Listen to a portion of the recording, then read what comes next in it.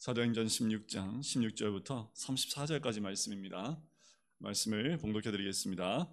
우리가 기도하는 곳에 가다가 점치는 귀신 들린 여종 하나를 만나니 점으로 그 주인들에게 큰 이익을 주는 자라.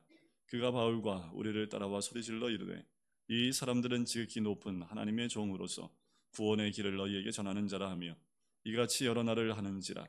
바울이 심히 괴로워하여 돌이켜 그 귀신에게 이르되 예수 그리스도의 이름으로 내가 내게 명하노니 그에게서 나오라 하니 귀신이 즉시 나오니라.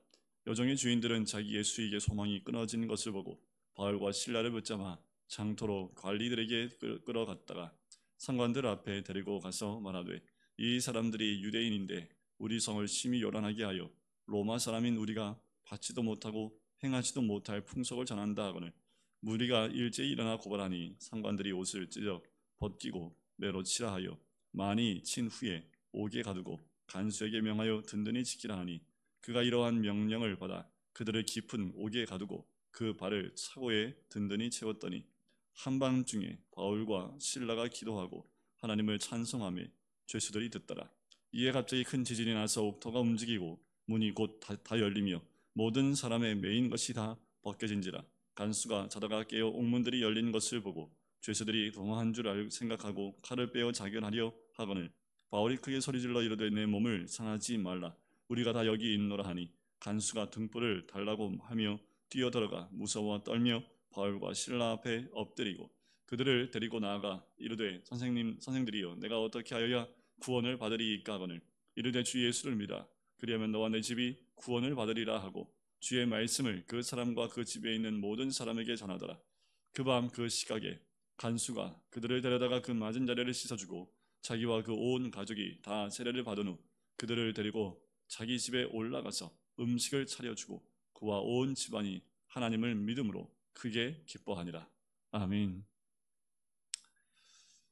사도 바울이 2차 선교여행을 떠나서 이제 자기가 1차 선교여행 때 전도했던 그곳을 다니며 교회 국권이 세우시고 이제 아시아에 가서 복음을 전하려 하는데 성령이 막습니다. 그래서 더 진행하여 비두니아로 가려고 했더니 이제 그곳으로 가는 것을 예수형이 막지요. 그래서 계속 직진해서 드로아라는 곳에 해안가에 있는 도시에 도착을 합니다. 그래서 환상을 보게 되지요. 마게도냐 사람이 와서 나를 도우라, 우리를 도우라 라는 말을 그 환상을 보고 하나님의 뜻을 깨닫고 배를 타고 이제 유럽 지방으로 건너옵니다. 그리고 빌립보에 다다르게 되지요. 여러분 이렇게 하나님의 인도하심이 있습니다.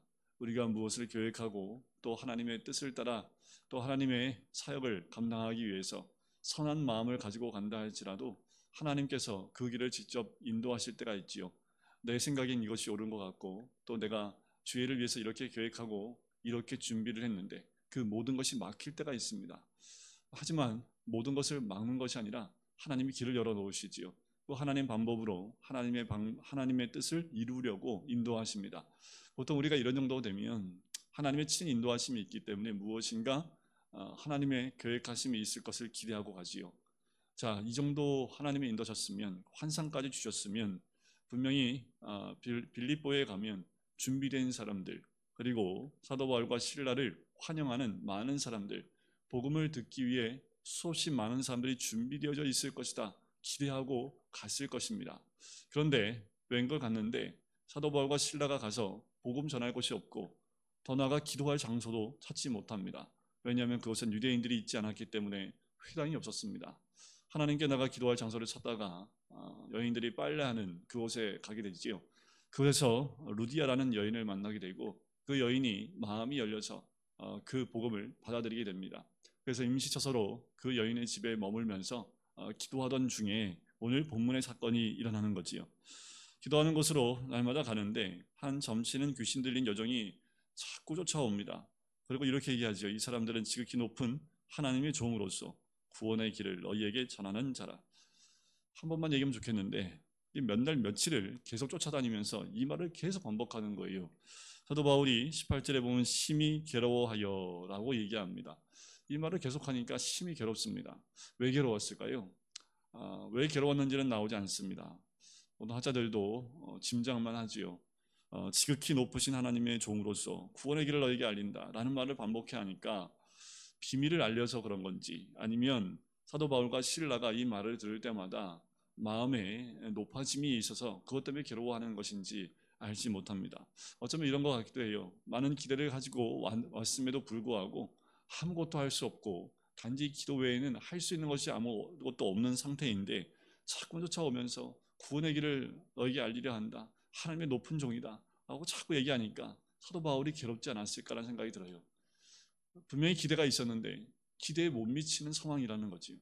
하나님이 분명히 인도하신 건 맞는데 전혀 기대치 않은 상황 가운데 막다뜨렸을 때 또 그 상황에 맞지 않는 말들을 누군가 귀신 들린 연이 계속 옆에서 얘기하니까 사도 바울의 마음이 괴롭지 않았을까? 어떻게 해요? 예수 그리스도의 이름으로 그 귀신을 쫓아내 버립니다.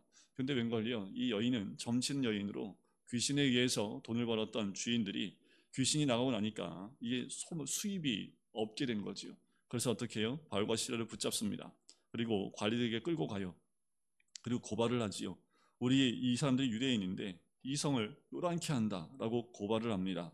그리고 21절에 보면 로마 사람인 우리가 받지도 못하고 행하지도 못할 풍속을 전한다라고 얘기해요.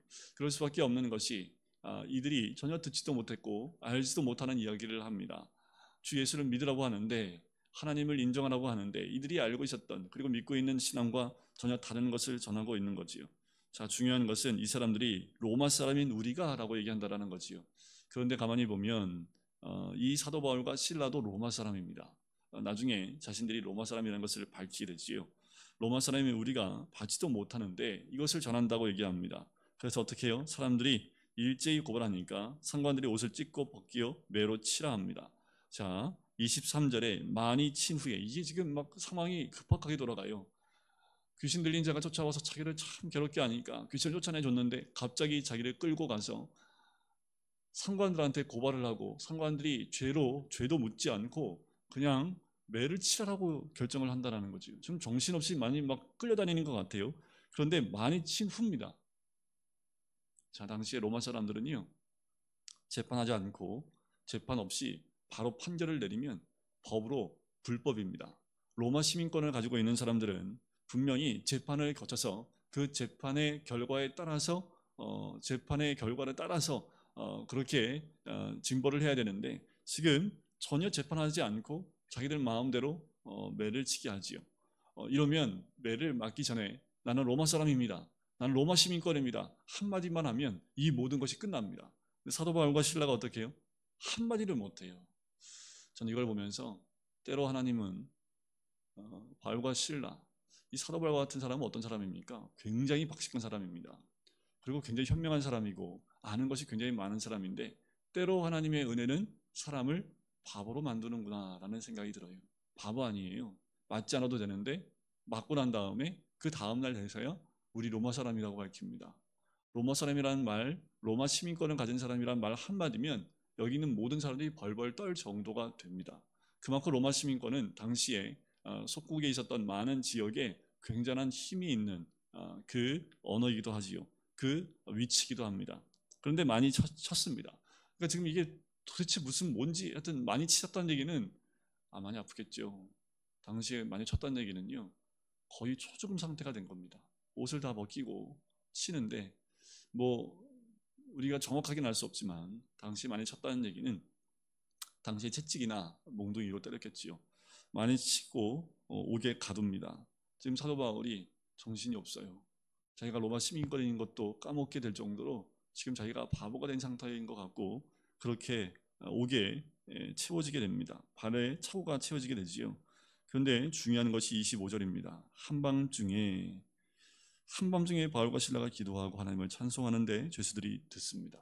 자, 이것이 하늘을 바꾸고 그리고 땅이 뒤집어지는 역사입니다.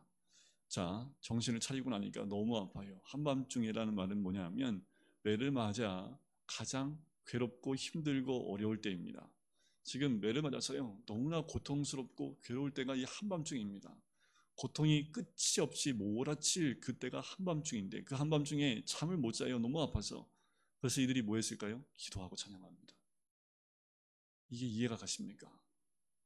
한밤중이라도 일어나서 찬송하는 이들의 모습은 진정한 신앙의 모습, 믿음의 모습이지요. 좀 바보가 되면 어떻고 좀 멍청하면 어떻습니까? 하나님을 온전히 신뢰하고 믿는 자의 모습이지요. 어떻든 간에 내가 너무 괴롭고 힘들어도 하나님의 인도하심을 믿은 거예요. 환상 가운데 우리를 이곳으로 인도하신 하나님의 인도하심을 믿는 거지요. 이게 믿음입니다. 이게 신뢰하는 거지요. 한밤중이라도 괜찮아요. 그냥 하나님을 믿고 찬양할 수 있다면 그것이 다인 거지요. 세상 사람들이 봤을 땐 바보 같지요. 로마 시민권자가 저게 두들겨 맞아요. 한밤중 일어나서 간수장 불러서 나 시민권 가진 자인데 나를 이렇게 때릴 수 있느냐 말할 수도 있는데 그렇게 말하지도 않아요. 뭐 합니까? 그냥 찬송만 합니다. 그냥 기도만 합니다. 여러분, 이것이 하늘과 땅을 바꾸는 하나님의 역사의 시작점입니다. 하나님의 역사는 이렇게 한밤중이라도 기도하고 찬양하는 사람을 통해서 역사가 일어나는 거지요. 여러분, 이렇게 한밤중 가운데 우리가 있을 수 있습니다. 때로는 그 한밤중이 내가 바보가 될 수도 있습니다. 세상 사람들이 봤을 때 멍청할 수도 있습니다. 그런데 그때에도 하나님을 신뢰하고 믿고 기도하고 찬양하게 되면 죄수들이 다 들어요. 주변에 있는 사람들이 들어요. 어떤 일이 일어납니까? 지진이 나요. 옥문이 다 열려요. 차고가 다 벗겨집니다. 간수가요, 이 옥문이 열린 것을 보고 다 도망한 줄 알아요. 그래서 자결하려고 합니다. 왜냐하면 당시에 이런 경우에 죄수들이 도망가면 간수가 그 모든 죄를 대신 져야 합니다. 대신 감당해야 합니다. 그래 어떻게 해요? 다 도망간 줄 알고 자결을 하려고 합니다. 그때 바울이 얘기하지요. 내 몸을 상하게 하지 말라. 우리가 다 여기 있다라고 해요. 간수가 놀랍니다. 그래서 불을 가져다가 바로 사도 바울과 실라가 있는 그곳으로 가요. 그런데 갔더니 거기에 다 사람들이 그대로 있는 거예요. 무서워 떨며 그 발 앞에 엎드릴 수밖에 없는 거지요. 선생님, 내가 어떻게 하면 구원을 받으리이까?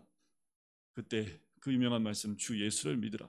그리하면 너와 내 집이 구원을 받으리라. 지금 이들이 뭐 하고 있었습니까? 예수를 믿고 있는 모습을 그대로 보인 거지요. 그냥 주 예수를 믿으라. 그러면 너와 내 집이 구원을 받으리라. 주의 말씀을 그 사람과 그 집에 있는 모든 사람에게 전합니다. 그 밤에 그 시가의 간수가 데려다가 맞은 자를 씻겨주지요. 그리고 온 사람들이 믿고 세례를 받습니다. 그리고 자기 집에 데리고 가서 음식을 차려주고, 그리고 더 놀라운 것은 그와 온 집안이 그 저녁에 그 밤에 하나님을 믿음으로 크게 기뻐했다라는 거지요. 조금 전에 자결하려고 했던 사람인데 복음을 믿고 나니까 온 집안이 하나님을 믿음으로 크게 기쁨이 임했다라는 거지요. 이것이 하나님의 역사입니다. 사도 바울은 이제 알았던 거지요. 자기가 왜 맞았고 자기가 왜 그렇게 바보가 되었는지 안 겁니다.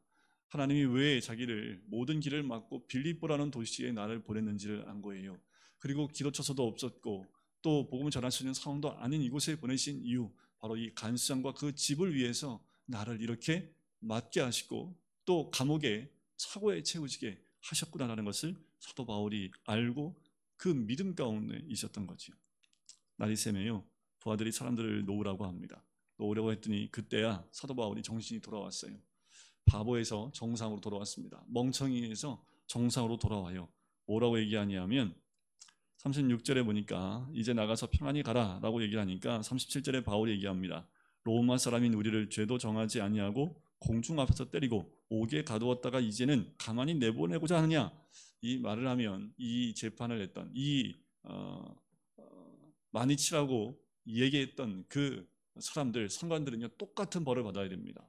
왜냐하면 재판을 하지 않고 즉결 처분했기 때문에 로마 사람한테 그렇게 했을 경우에는 그 사람이 받은 대로 똑같이 돌려받게 되어 있습니다. 그랬더니 어떻게 해요? 상관들이 듣고요, 두려워. 38절에 보니까 그들이 로마 사람이라는 말을 듣고 두려워합니다. 그래요. 이제 정신이 돌아오니까 이제 로마 사람인 것을 밝히게 되고 사람들이 두려워해서 제발 여기서 떠나달라고 부탁을 합니다. 이제 사람들의 두려움이 대상이 되는 사람이 되어진 거지요. 하나님의 역사는 때로 우리를 바보같이 만들기도 하시지만 결국 사람들이 두려워하고 칭송하게 만드는 그 위치로 우리를 만드신다라는 거지요. 여러분들, 오늘 하루 우리가 하나님의 역사 가운데 한밤중 같은 일이 있다 할지라도, 그리고 바보 같은 상황 가운데 그런 처지가 됐다 할지라도 하나님을 신뢰하고 기도하고 찬양하면 하나님의 계획하신 은혜가, 구원의 놀라운 은혜가 우리를 통해서 내 주변에 있는 사람들에게 나눠지게 될 줄 믿습니다. 오늘도 좀 바보가 되더라도 하나님을 신뢰하고 믿는 가운데 한밤중이라도 기도하고 찬양하시는 우리 모든 성도님 되시기를 주님의 이름으로 간절히 축원드립니다. 기도하겠습니다. 사랑의 주님, 오늘도 주님 앞에 나옵니다. 사도 바울이 주의 뜻을 따라 성령의 인도하심을 따라 순종하여 갈 때에 계획지 않고 생각지 않았던 괴로움과 고통 가운데 있다 할지라도, 한밤중에 있다 할지라도 그 괴로움 가운데 주님께 기도하고 찬양할 때에 하나님의 계획하신 역사가 일어났던 것처럼, 때로 우리는 내 생각과 내 처지와 또 나의 모든 것을 내려놓을 때에 하나님의 구원의 빛과 역사가 일어날 줄 믿습니다. 하나님, 우리가 깨어날 날마다 기도하며 신뢰하는 가운데 우리 주님만 찬양하는 주의 사람 될 수 있도록 축복하여 주시옵소서. 감사드리며 예수 그리스도의 이름으로 기도드립니다. 아멘.